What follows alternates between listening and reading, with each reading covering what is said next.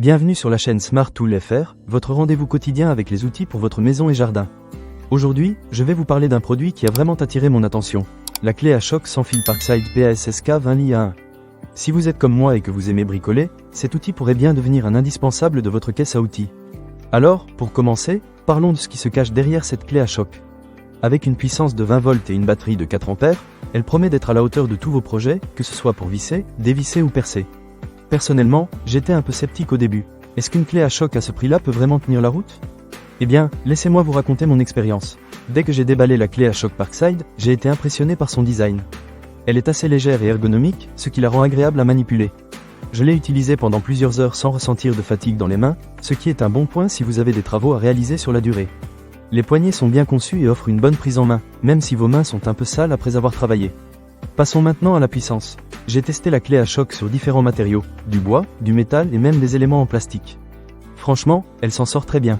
Avec un couple de serrage suffisant, j'ai pu visser et dévisser sans effort, même des vis bien enfoncées. C'est vraiment appréciable, surtout quand on sait à quel point il peut être laborieux de dévisser certaines vis à la main. Je dois dire que la clé à choc Parkside a su relever le défi sans broncher. Un autre point qui m'a particulièrement plu, c'est la fonction de percussion.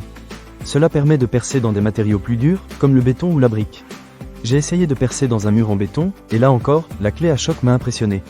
Grâce à sa puissance, j'ai réussi à faire des trous facilement, sans trop de vibrations dans la main. Pour les bricoleurs qui ont des projets de rénovation, c'est un atout non négligeable. En ce qui concerne l'autonomie, la batterie de 4 ampères est assez solide.